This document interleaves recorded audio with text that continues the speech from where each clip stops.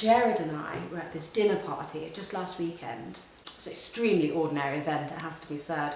Catherine hosted. We all take turns in hosting, although personally I can't think of anything worse.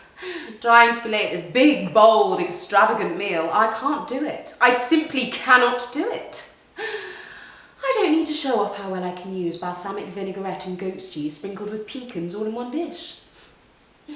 That microwave oven does come in handy in times like these. Allows me to put my feet up for a bit. Gives me the luxury of a small liquid appetizer.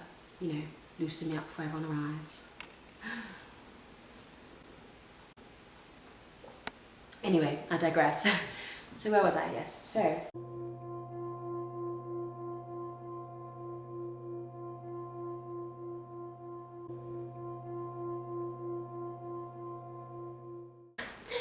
so Jared and I were at this dinner party and all the men were standing in one corner, you know, talking business, and all the women, we were standing around and Emily has started using this new perfume. It's tragic, honestly.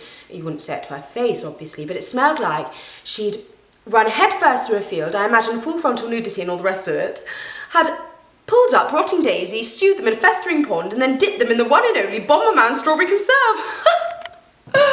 Hideous. But the interesting part of the evening, however, was this woman that waltzed in halfway through, completely unannounced. Daisy, her name was. The room went silent when she entered. She had this beautiful blonde hair, just looked straight off the cover of Cosmopolitan magazine. She was so mysterious the whole night, and even when Henry came to ask her if she wanted a drink, Henry's known to be a bit of a charm, she just said no. I was gobsmacked. Completely, truly, and utterly gobsmacked. If you thought surprise on my face was anything to go by, you should have seen it on his. His eyes blackened, and I have to admit, if it weren't for the drink in my hand, I might have been a little bit scared. It's the same look Jared has when he's not happy about something. Not happy about something he should be able to control.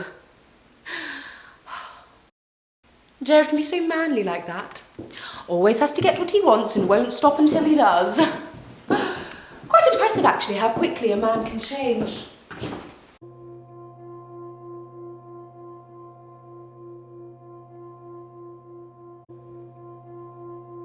It all takes me back, you know, to how Jared and I first met. I seem to lose focus of it every now and then. It was a Christmas party. Brown hair, brown eyes, a plain little thing, the girl he was with the whole night. He seemed so transfixed with her that...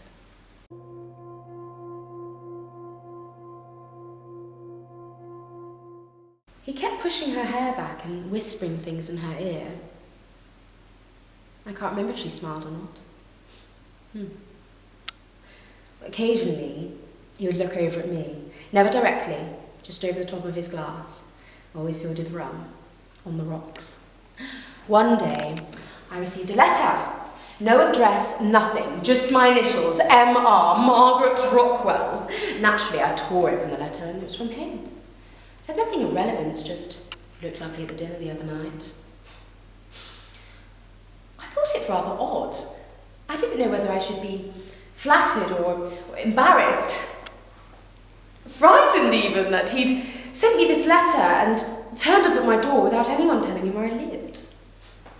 Probably just overthinking it. And that letter, along with the Simmerstar letters, were just a token of admiration.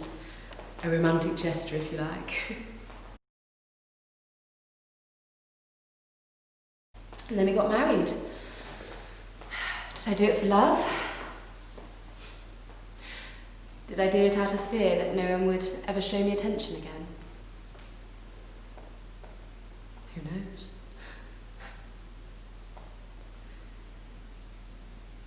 Not that any of it really matters, anyway. The ring goes on, the eye slides to the young woman's crotch at the counter in Debenhams. Sweetheart, I've made dinner your favourite roast pork. Nothing. Nothing. He comes down, he eats his fucking microwaved pig, and then he leaves. Closes his door to the office the rest of the night. The only time I get any ounce of attention is when I bring up the possibility of children. I'm not sure I even want children. They're horrible for con artists that make you saggy and drive you to insanity. Who wants that? But whatever makes him happy, whatever makes him actually look at his wife rather than straight through her. Sex. That's what he wants. Sex. He wants to fuck me from behind until he gets his fill. He wants to fuck me like I'm some prostitute he can just throw around and come inside until it hurts me. Until there are tears streaming down my face, hold me down as if I would have the energy, the will to get up and walk away from him.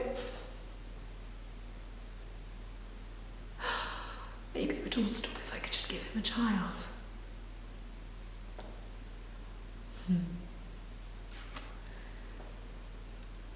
Can negative thoughts stop a child from forming? Knowing me, probably.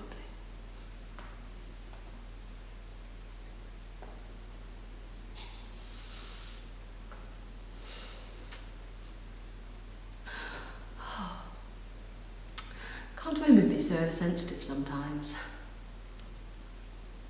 It's better to look to the future than concentrate on what can't be changed.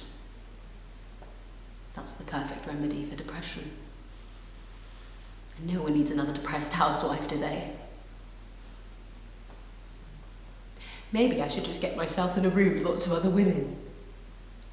You know, I read somewhere that if you put lots of women in a room together, they all sync up their menstrual cycles. Maybe it's the same with babies. Can't see why not. It's all the same thing, really.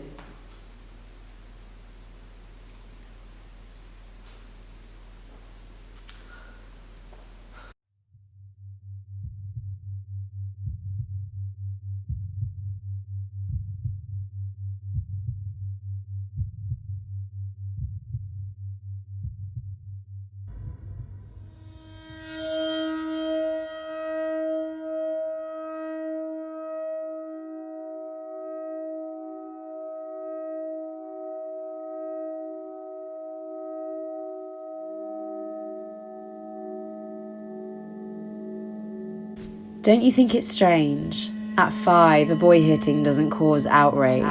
It's just growth, a friendly exchange. But what do we say when it happens at 18? It's no longer an accidental thwack with his Spider-Man figurine. It's abuse. It creates an issue that burns like gasoline. But that's what we've all got wrong. Why is violence okay at 5, 6, 7? Oh, they're just headstrong. Shouldn't violence be wrong all along? We live in a world of double standards. Teach girls not to get abused is our current answer. But abuse is society's issue too. We can't be the bystander. It's a man's, a woman's, every gender's disaster.